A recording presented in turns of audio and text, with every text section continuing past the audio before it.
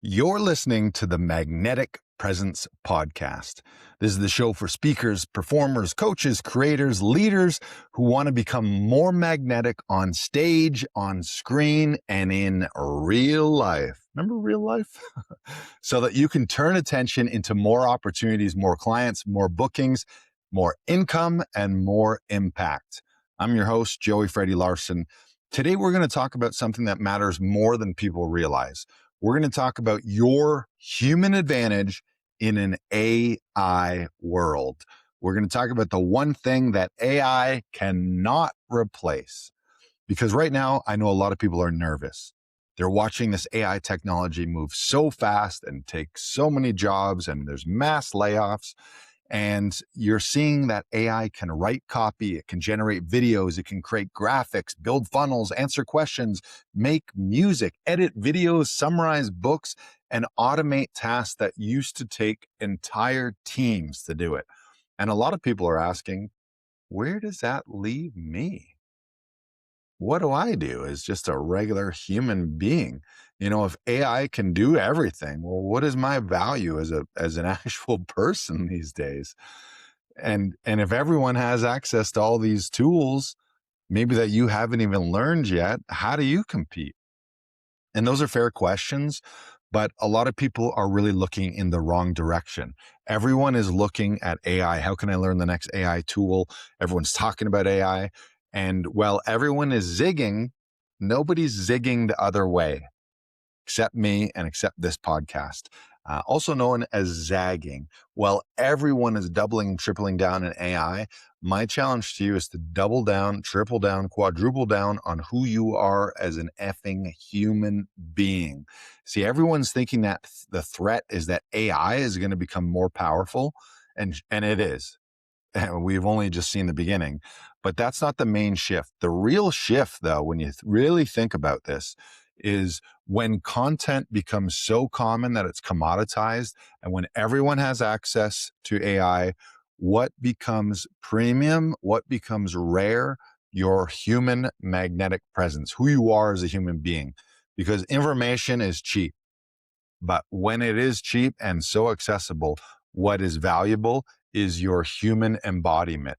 When anyone can publish anything, it's the people who can actually move other human beings that will rise to the top. It's the people who take their magnetic human presence and AI tools. They don't just outsource their entire humanity to AI, because that's just AI slop. It's who you are as a human being. That is the opportunity. And if you understand this right now, you are going to develop an unfair advantage right now while other people panic.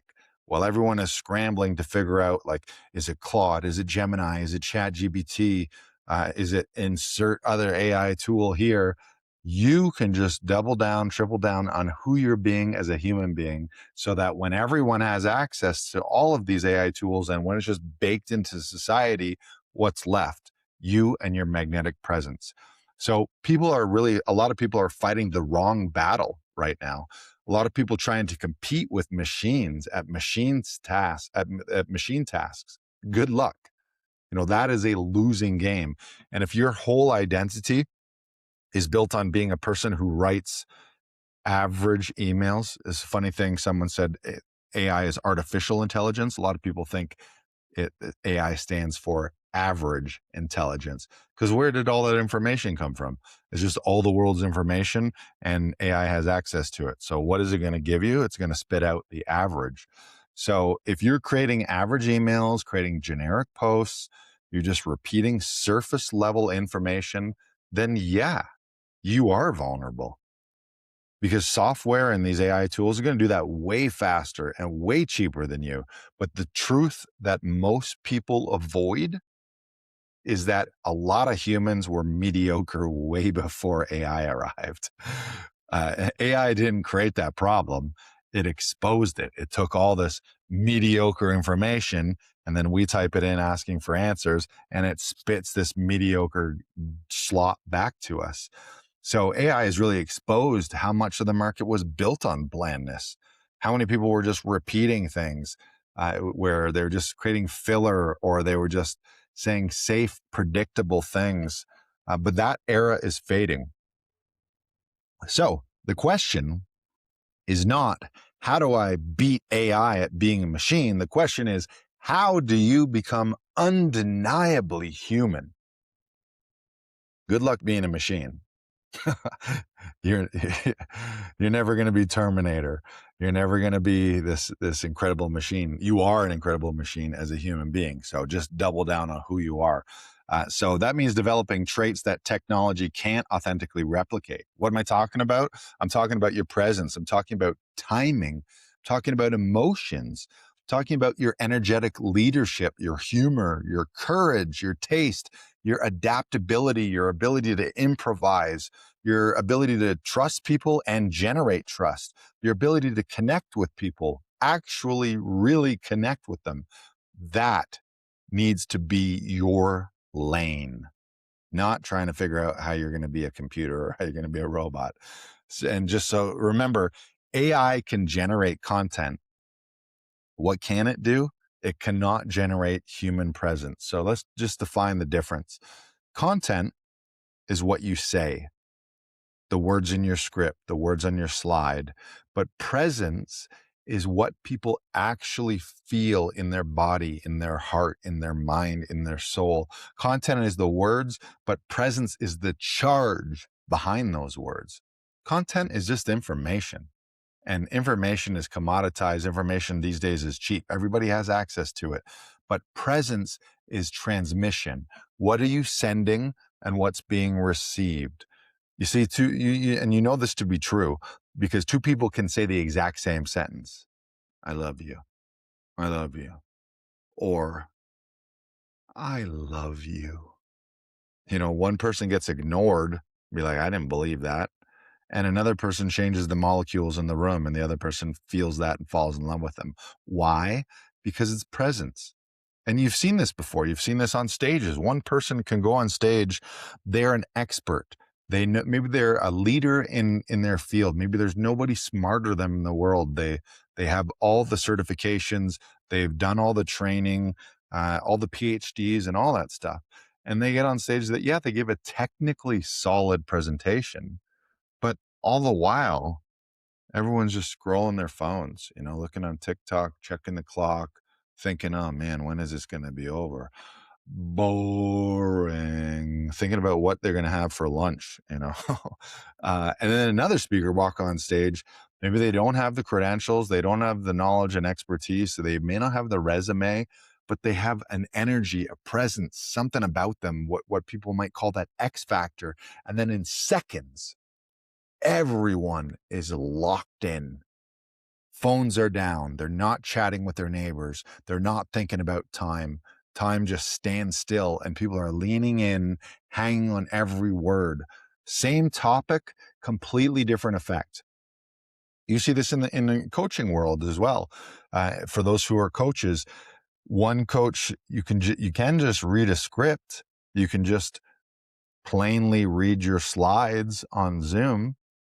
But then another coach speaks and people actually feel seen, they feel challenged, they feel energized, they feel moved and ready to act. And they walk away from that Zoom call thinking, oh my God, I'm going to take over the world. I love talking to that person. I always leave their Zoom calls energized and ready to fucking rock.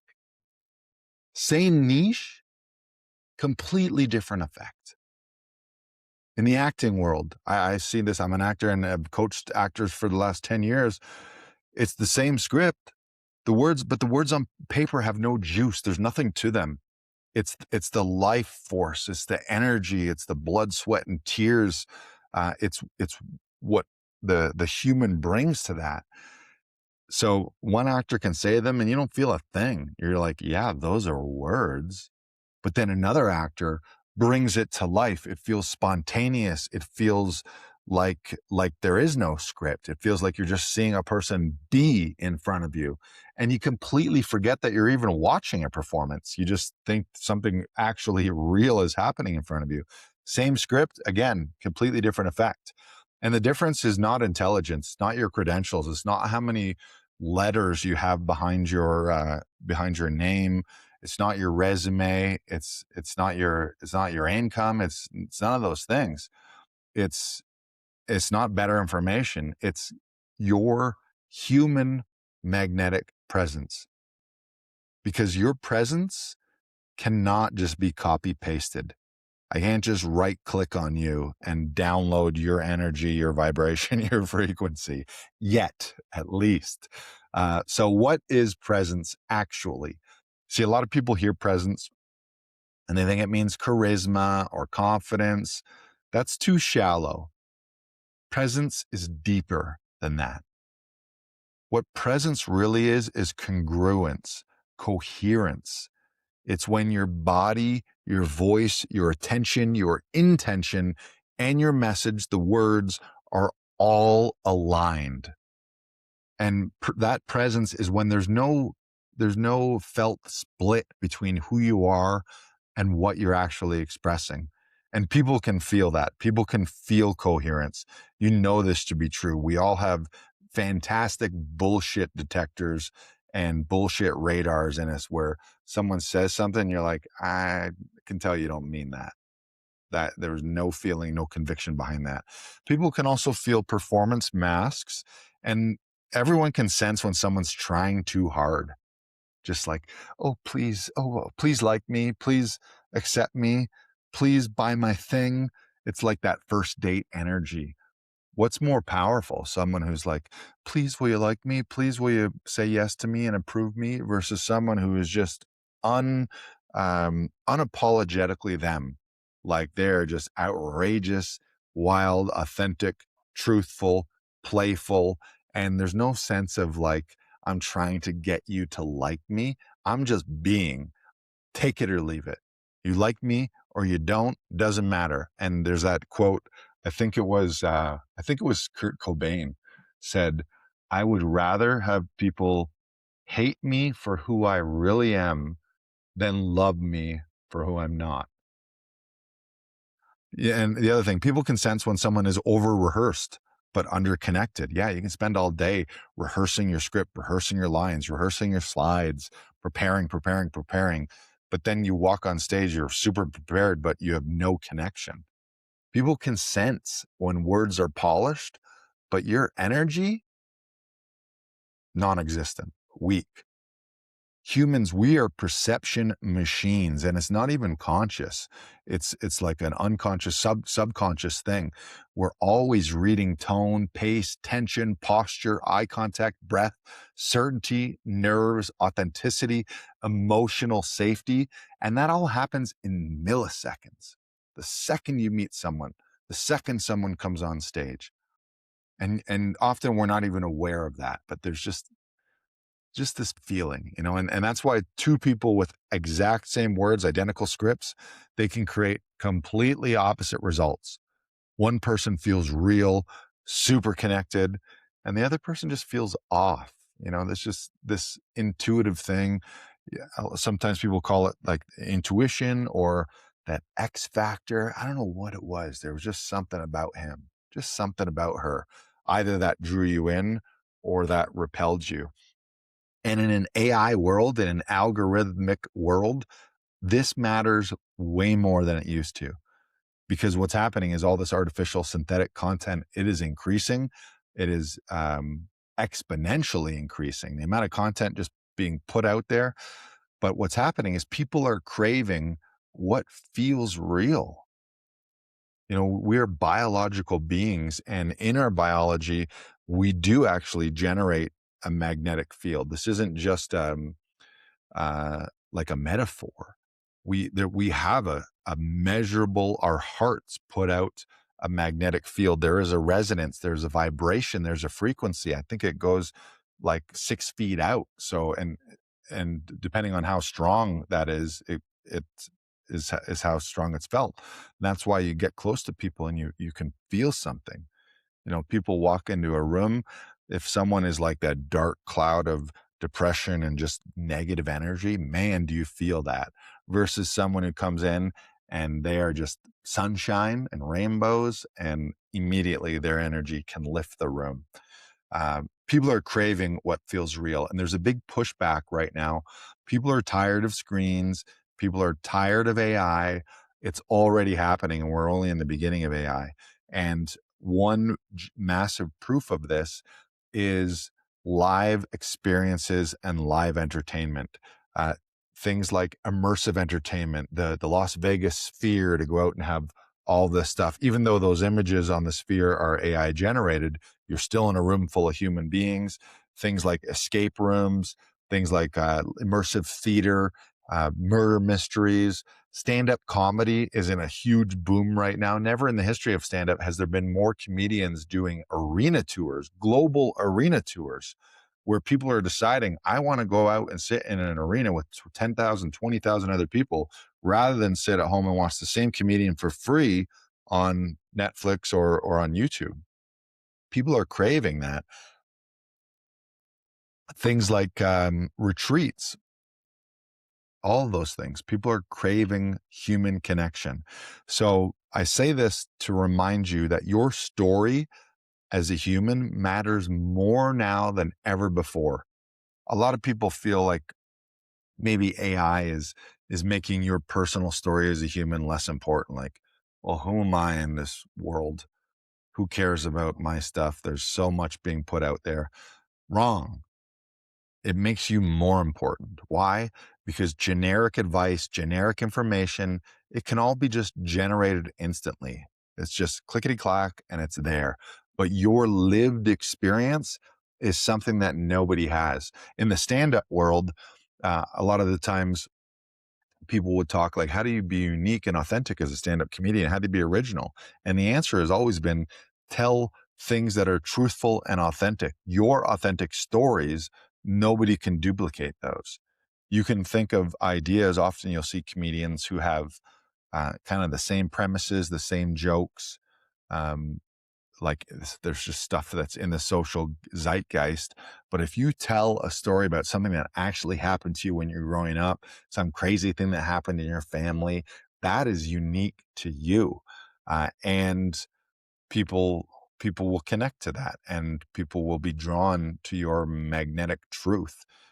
Lived experience carries weight. So sharing your scars, your failures, your risks, your contradictions is one of the best ways to connect with people. Be a little vulnerable and tell them about the time that you fucked up. Tell them about the time that you were rock bottom. People will love you for that. They'll be like, oh my God, this person is a human being.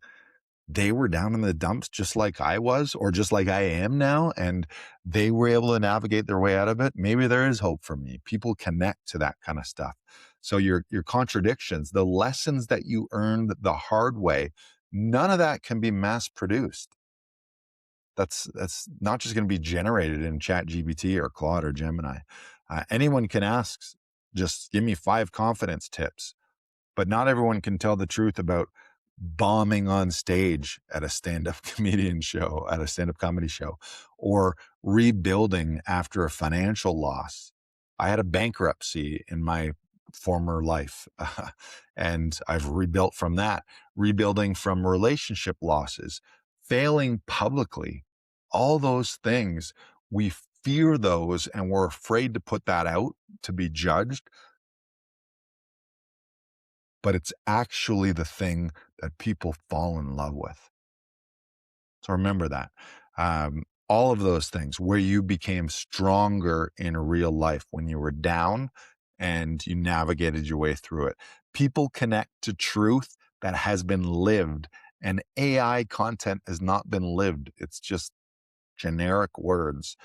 It's not just ideas that have been assembled. It's something that you actually experienced, and then you get to share that. So the lesson, the message, stop hiding your humanity behind polished perfection. Your imperfect, human, authentic humanity is your actual biggest asset. So why do so many talented, knowledgeable experts, brilliant minds, people who've been getting incredible results, why do they stay invisible? Here's a little bit of the uncomfortable truth for you.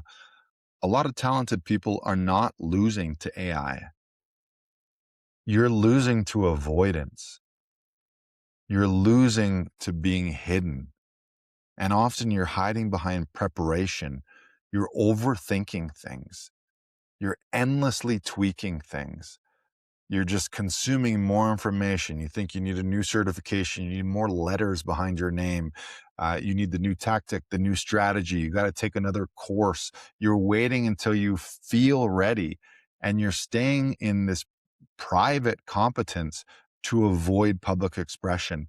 You're thinking that you got to be perfect before you put something out there, but perfection is a fallacy. And in fact, even the idea of perfection, you cannot make something perfect in a vacuum. Think about software companies or any company making a product. They make beta test versions. You have to put something out there, get market feedback, and then you reiterate. You got to put version 1.0 out there, and maybe version 1.0 is clunky and janky and not great, but then you improve and then you upgrade to 1.1, 1.2, 2.0, 3.0. And next thing you know, you're on iPhone 17 and it's amazing. But you cannot hide behind perfection. And I'll give you my example. Even this podcast, this is the second episode of this podcast. And I made the decision that I knew that I wanted to start a new podcast back in December. And there was a lot of things going on and I've been busy in my business, but a lot of it was just hiding behind iteration. What's the name going to be? What's the format going to be? Am I going to do solo episodes? Is it going to be guest interviews? What's the graphic design? What platform am I going to use? What microphone am I going to use? Even here in Sedona, I'm in Sedona. I'm not in my professional studio. My lighting isn't great. I don't have studio lights. Part of me, I could have waited a month till I'm back in Toronto. But I knew that I want to get this message out, and I knew that getting the message out now would be more valuable. And I knew that getting a bunch of episodes out over this month would make me better at this podcast than waiting for the perfect lighting. So if you're watching this right now, you're listening to this and you're thinking, oh, his sound's not great or the light's off. I don't really care about that. The only thing I care about is my message felt? Is it sent and received? And if there's one person that this is helping right now, that's more important to me than perfect lighting. When I get back to Toronto, I'll have my fancy lights and my fancy equipment and it'll technically look better. But I knew that I didn't want to wait any longer. And then I'll also say this, I spent 3 or 4 months where I could have been putting out episodes, and my goal is to make up for that. My goal is to put out 100 episodes by the end of the year. So the average of that will be, when the year is up, 2 a week. And I wouldn't do that if I just kept thinking that I got to make this perfect. So whatever it is, if there's something out there that you've been waiting and deliberating and thinking and thinking and thinking and thinking and thinking, I used to own a beautiful sculpture of Rodin's Thinker, some man on the rock. And I thought that was really cool, and I really valued thinking, and I still do to a certain extent. But then I got rid of it. I got rid of that statue because I felt less connected to it. Why? Because you can think all day long, and if you're not taking action, you're not doing anything. At the end of the day, Rodin's Thinker is just a guy sitting on a rock doing nothing. How about you get your ass off the rock, stop fucking thinking, and get out there and start helping people? So I got rid of my Rodin Thinker. It's like, for a long time, I over-indexed on thinking. Now it's action. Knowledge is not powerful, especially in an AI world. Knowledge is useless. Knowledge plus implementation, that is actual knowing. Do you know something when you read it in a book, or do you really know something when you learned it and actually implement it, executed on it, and put it out in the world, made an actual change? So staying in your private competence while avoiding public judgment or public expression, that's always been costly, but it's way more costly now. Your visibility compounds, your reputation compounds, your trust compounds, your audience compounds. And if you think about it like compound interest, if you start putting a little bit of money away, it takes a long time. It's that hockey stick curve where it seems flat. A few years go by and it doesn't even seem like it's growing, but it is compounding. And eventually you hit that turning point where all of a sudden you hit the hockey stick. So let me tell you right now, if you wait 2 years while someone else, less talented, less knowledgeable, less of an expert, but more visible, is showing up consistently, they're going to blow you out of the fucking water. They're going to have way more impact. They're going to help more people. They're going to make more money. They're going to build all kinds of momentum before you. While you're waiting and waiting for everything to be perfect, someone else, less talented, less knowledgeable, with less expertise, with less numbers behind and letters behind their name, is just out there doing their thing imperfectly. And then what are they doing? They're getting feedback. They're building a reputation. They're building an audience. This is not motivational fluff. This is just math. This is just math. The market often rewards demonstrated value over hidden potential. Hidden potential is useless. If you're holding all your potential inside and you're not putting yourself out in the world, what are you really doing? It's selfish is actually what it is. Fear is selfish. If you're not putting yourself out there in the world right now, if you're not allowing your magnetic presence to be felt by other people and risk being judged, risk being criticized, that's selfish. You're only thinking about yourself. It's your ego. So throw your ego aside and get yourself out there. You may be gifted, but it doesn't mean shit if you don't put it out there. If nobody feels your gifts, if nobody experiences your gifts, who cares? You know, it's like if a tree falls in the forest, does anyone hear it? If an expert holds all their information in and doesn't start that podcast, doesn't start that blog, doesn't create that course, doesn't put on that workshop, who cares? Potential doesn't mean anything. Realized potential is what's important. So the new premium skill set in 2026, what makes you valuable now? It's not just knowing things. It's not just making content. The premium skill set really is, how do you hold attention? How do you communicate clearly under pressure when the world's on fire? Think about people during COVID. Everyone was fear, fear, fear, fear, fear. Who crushed it in COVID? People who still started businesses, still put themselves out there, people who decided to lead and help people and be a beacon of light, be a beacon of hope. You know, those are the people. Things like, can you make complicated and complex ideas feel simple for people? That's so helpful. Can you move people with your emotion? Can you lead energy in a room? Can you create trust quickly with people? Can you sell without appearing and feeling desperate? Can you adapt and improvise when the shit hits the fucking fan, when everything goes sideways? Can you rise? Can you handle that? Can you make people remember you, whether it's on screen or on stage? As a stand-up comedian, I'd be one of 10 comedians. And my goal was, I want to be like in the top 1, 2, or 3 so that people leave and something I say is in their head.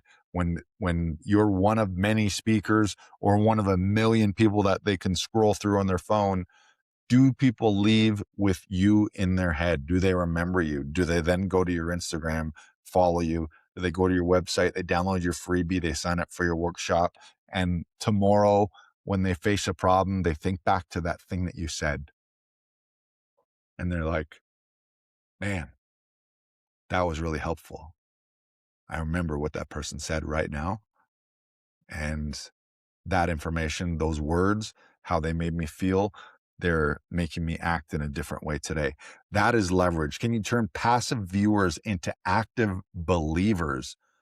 That's leverage. That's monetizable. And everything I'm saying right now, this works on stage, on camera, on screen, on podcasts, in sales calls, webinars, auditions, meetings, leadership, relationships. This is way bigger than business. This changes your entire life. If all you did was focus on your magnetic human presence, your frequency, your vibration, how you make people feel, how you change the molecules in a room, how you connect with people, game changer. Completely different life that you lead because you'll be impacting dozens, hundreds, thousands, millions of other lives. So here's the personal truth that I want to share with you. And this is very important.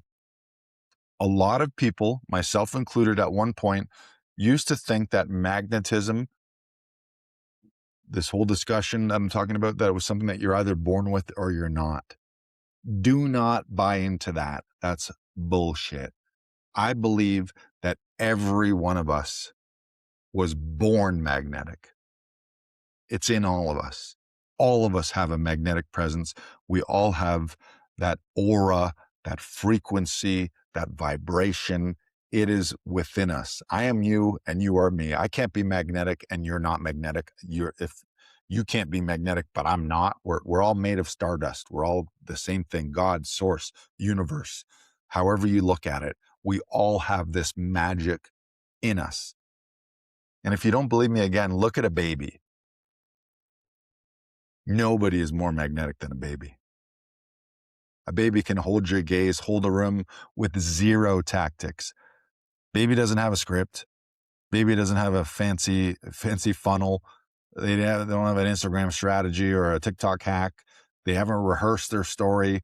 They weren't outside the room saying a bunch of affirmations for themselves.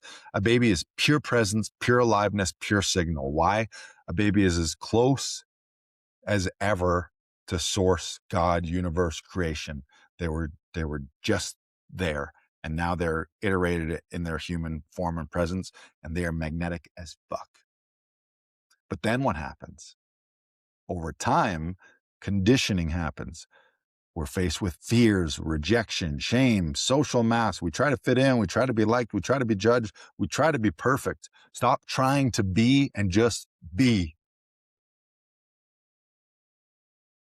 Stop trying to be and just be. You know, Yoda, what did he say? Do or do not. There is no try. And he was right. Stop trying. Trying is bullshit. Just do or do not. You know, Nike never said, just try it. Just try it. Just try it. Dabble. Dip your toes in. No. Just do it. One of my coaches, my acting coaches, Tom Todoroff, used to say, and still says, to try is a lie. And then I cry. And then Nike never said, just try it. Just do it. So layer by layer, people have disconnected from this natural signal, this natural vibration, this natural magnetism, this natural frequency. So the work that I do, the work of this podcast, the work in my programs, is not about becoming someone else. It's not about building layers on top of you. It's actually about removing blocks. It's stripping the mask, stripping the layers, stripping the bullshit. It's removing the blocks to reveal who you already are. And then it's adding some trainable skills. Of course, there are trainable skills that you can install that will amplify that expression. You know, and that is the real game. You want to return to your authentic self and then sharpen your delivery. Take your authentic truth, who you are as a human magnetic being, and then add skills to that. Oh, goddamn, that is a combination that is deadly dangerous. You want to change the world? Be who you are. Express your truth. Be authentic. And then add some skills on top of that as well so that you can amplify that. You'll fucking explode. So let's talk about what AI can actually help with here. Because again, I am not anti-AI. And if you're anti-AI thinking that like it's just a fad or I don't want to go there, good luck, because it is, Pandora's box is open and it is not going away. And I think we all got to embrace these tools, but we don't embrace them in a way to replace our humanity. We augment our humanity. We amplify our humanity using these skills. So I want to be balanced here. AI, I don't believe it's the enemy. Not yet, at least. Maybe someday we get to Terminator days and we're in the robot wars and we're fighting robots with lasers, but not yet. So used correctly, AI can be a massive amplifier. So what can it do? It can help you brainstorm. It can help you structure your ideas. I'll tell you straight up right now, I'm recording this. I use Riverside software, and it has the software has a teleprompter. Like, I can put a script in here. Now, am I saying this word by word? Did I rehearse this? Did I go over and over? No, I have an outline of a script, section by section, bullet points to keep me on track, to give me a jumping off point. And then when I hit an inspiration, when I hit an example, a lot of this has been off the cuff, just rants. I'm feeling something, so I express it. So, like, the amount of words, I'm probably, I think if I read these scripts word by word, these episodes would be about 10 to 15 minutes long, and they're double or triple that, because I'm using them as a starting point, and then I'm following my intuition, and I'm also infusing any of those words with my energy and my vibration and frequency. So, don't think that AI is bad. It can help you structure your ideas. It can help you research. It can help you edit. It can help you save so much time doing low value tasks. Think about, like, transcribing a video. We used to pay human beings to watch a video or listen to a video and type out the words, and it would take at least as long as the video. Now I do a coaching call with my clients. I take the Zoom video, I throw it into transcription software, and in like 5 minutes, I have every word I say. Then I can analyze it. I can pull out the teaching points. I can pull out quotes and testimonials. I can use that to create a lesson plan or a lesson summary. It can help you generate so many options. It can help you scale, which is incredible. Use it, but do not outsource the part that makes you human. Do not outsource your human voice. Do not outsource your courage. Don't outsource your point of view. Don't outsource your connection and your relationship to your audience. And don't outsource the reps as well of becoming powerful in real time. You got to get out there. You got to put yourself out there. Use AI as an assistant. Use it as support. Don't use it to replace yourself. Keep training yourself to be the person that has the real impact. So the future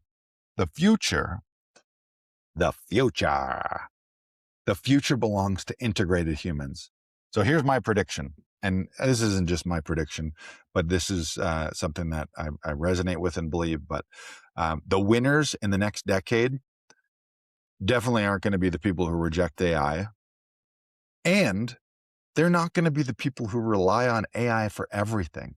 They will be integrated human beings, these superhumans who leaned into their humanity and added these incredible tools that we have access to.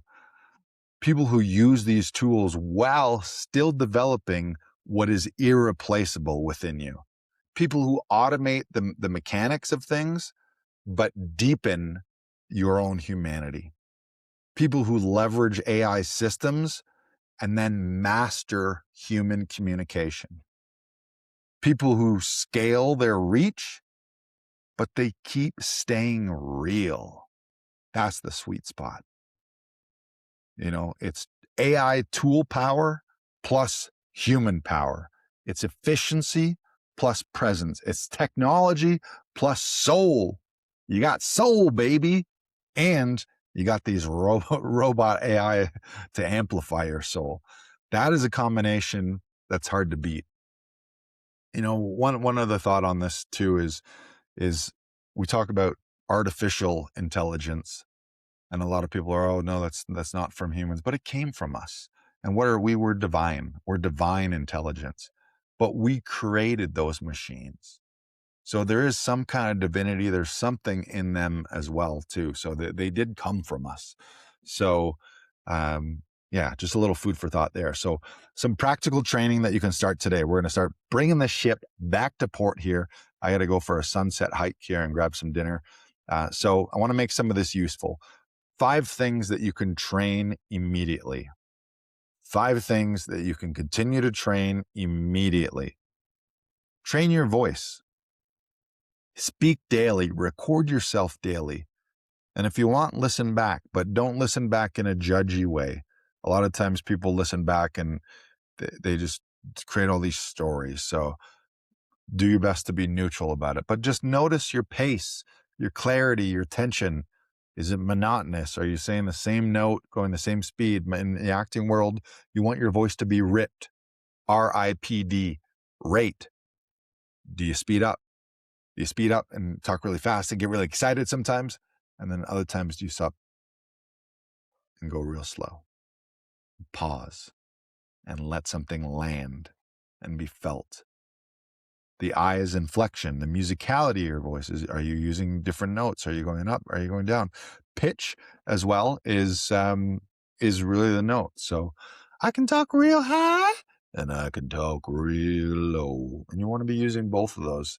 And D is dynamics. So are you yelling from a mountaintop, or you're in an arena, or you're in an auditorium and your voice needs to read everyone in the back row? Or are you right up and you're speaking just face to face to one human being? You need to work on all that. Are you rushing your delivery? Are you using filler words, ums, ahs, buts, kinda, sorta, you knows, all the things that weaken your communication? And are you trailing off at the end of every sentence? Rather than driving through to the end of your point, you end and you say, well, yeah, so, yeah, yeah, that's probably, yeah, anyways, yeah, that's, yeah, so yeah. Know what's more powerful. Number 2, you want to train your eye contact and your attention. When you're doing Zooms or when you're speaking online, you're not talking to thousands of people in a room. You're really talking to one person. So that one person, I'm just talking to you right in this lens. Now, am I looking down at my outline? Am I looking out the window? Am I looking at my coffee? Yeah, I'm doing all those things, but I'm making a concerted effort to look you in the eye into the lens. If I'm on stage, my gaze is going to go through the room, and I'll go left to right. I'll go right to left. And while I'm doing that, I'm finding individual human beings to talk to, at least for a few seconds or for a full thought. I'll finish a thought on one person and then move to the next person, move to the next person, so that I'm actually connecting with the whole room. So when you're speaking to someone, be fully there. Can you leave this aside? If you're going to have a conversation with someone, don't be scrolling while you're talking to them and half paying attention to them, especially if it's a family member or friend. Stop splitting attention between them, your thoughts, and then also a lot of times we're talking to people and we're just thinking about how we're being perceived. Just be there, be present. A lot of this magnetic presence is just presence, being here now. You can only be present now. If you're thinking about the past or you're worrying about the future, you're not present. So all the magnetism in the world doesn't work if you're not present. And that attention is magnetic. Some of the most charismatic people in the world, or people who are labeled as magnetic, it's just that you hear the term, oh, when I was around him, he made me feel like I was the only person in the room. Or some celebrities where they talk to you and they're actually there and they're treating you like a human being and they're listening. Number 3, tell more truths. Say what you actually think, and say it with respect and with precision, but say what you actually think. Stop filtering everything you're saying and only putting out the generic version of it because you think, oh, what if it rubs someone the wrong way? Be polarizing. to remember, a magnet is polarizing. Magnets attract and repel. So if you're not getting some internet trolls and people who are disagreeing with you, you're probably just way too vanilla. So have that conviction. And number 4 is put in the live reps. Go live. Teach people. Put on that workshop. Do a performance. Sign up for an open mic. I've spent 17 years as an actor and stand-up comedian. I think everyone should do like an open mic, an amateur night. Just get on stage, be in front of people, and you'll develop the muscle of feeling okay. And you know what happens when you bomb? Nothing. You don't die. And and once you go in front of people and you stumble and bumble, even though it feels like death, it's funny, people are more afraid of public speaking than death. Speaking in public is actually ranked the number 1 fear. Death is second. So is that funny joke? It might have been a Seinfeld joke where people would rather be in the casket than giving the eulogy. But it's a muscle. It's reps. It's just it's being uncomfortable. And then if you be uncomfortable enough, eventually it becomes comfortable. Be comfortable being uncomfortable. Speak up in meetings. Say the thing when you have that instinct. I'll tell you this story, actually. I was just at a mastermind retreat, and at the end of it, they asked for shares. What connected? What are you taking home with you? And I had a very powerful epiphany of something very personal to me, and I wasn't sure whether I was going to share it. There's a little voice in me saying, share it, put your hand up, put your hand up. And then I was like, no, I knew that even just thinking about it was making my lip quiver and bring tears to my eyes. And I was like, maybe this is just for me. I'll just take this one home for me. I don't need to share this. And then I was like, no, I needed to share this. If it's making me feel this way, and I'm getting emotional right now. I'll tell you what it was. We did a 1-hour breathwork session at James Wedmore's Business by Design Next Level Live business retreat. An incredible coach, Tara Walsh, led us in a breathwork. It was very deep, 1-hour breathwork. And there was a moment where she asked us to feel pure love and visualize someone who represents love. And I visualized and saw my mother. And my mom died when I was 23. So I'm 48 now. And so I've been alive now longer without her than with her. And the realization and my share was that I realized through that breathwork session that I can connect with her love and with her anytime I want. And I also realized that I've been saying that I lost my mom since I was 23. Oh, I lost my mom when I was only 23. We lost our mom when I was 23. We lost her. I didn't lose her. I lost her mortal body, but I can connect with her anytime I want. And that was a share that I shared that in front of 20 people, or sorry, not 20, 200 people on a microphone in a giant conference room. And I was bawling way more than I am right now. And my voice I kept losing my voice and having to take a breath. And then, you know, that thing where your just voice goes really high and you can barely speak and your lips quivering. And I just took my time and I shared it. And dozens of people came up to me afterwards and said, thank you. Thank you for sharing that with me. Why? Because I had a similar experience. I connected with one of my loved ones. Or it was like I wanted to say something similar and I didn't speak up, but then I saw you speak up. So speak up. Speak up. Speak up in meetings. And what else? Sell live. Go live. Your presence, your confidence, it will grow under pressure. None of that just grows in theory. You know, you don't read a book about swimming And you're like, oh, I know how to swim now. You got to jump in the fucking pool. All right. So jump in the fucking pool more often. And number 5, work on regulating your nervous system work.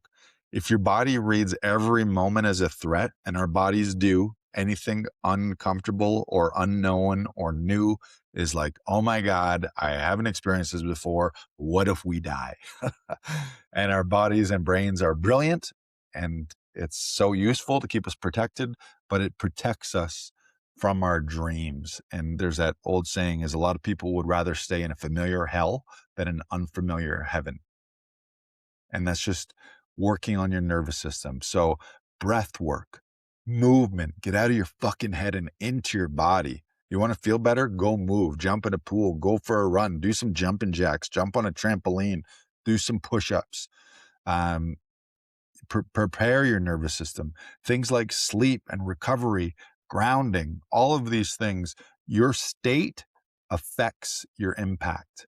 So if you're not working on your nervous system state, people feel that. If you walk out on stage and you're all discombobulated, you're nervous, you're breathing shallow, you're all tense, you're never going to have the impact that you want. So you got to work on your nervous system.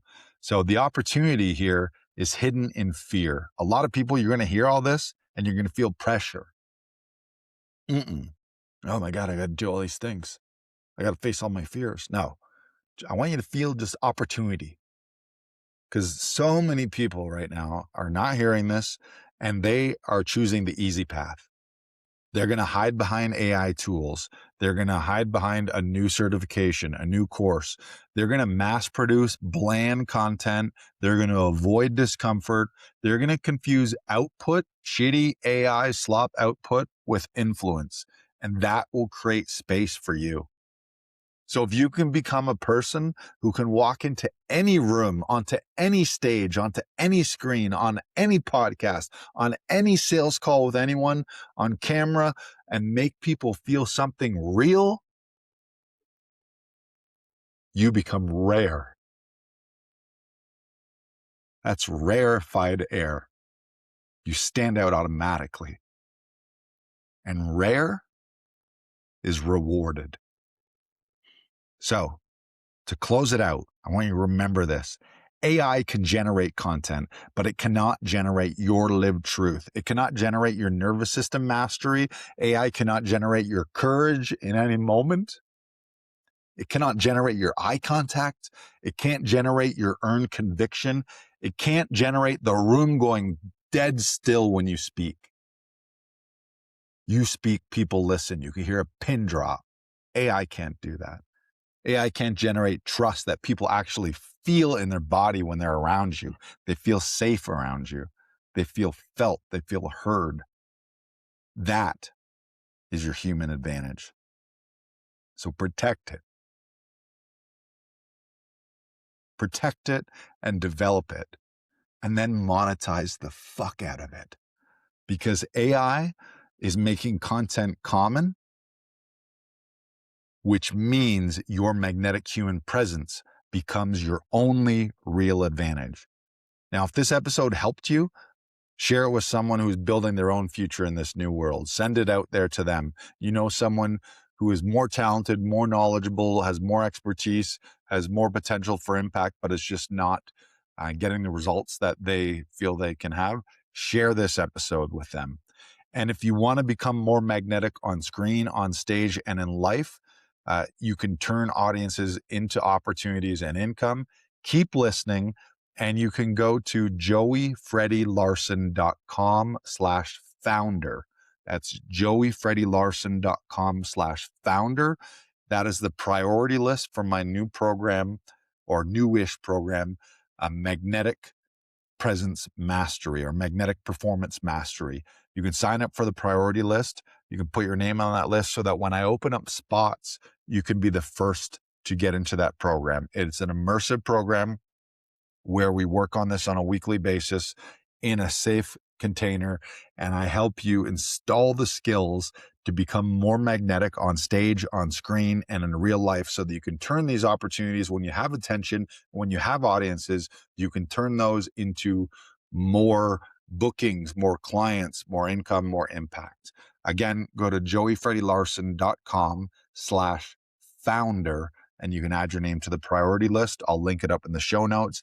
This has been the Magnetic Presence Podcast with Joey Freddy Larson. Keep being magnetic. And once again, remember, in an AI world, when content is so common and commoditized, the only real advantage you have is your magnetic presence. We'll see you in the next episode.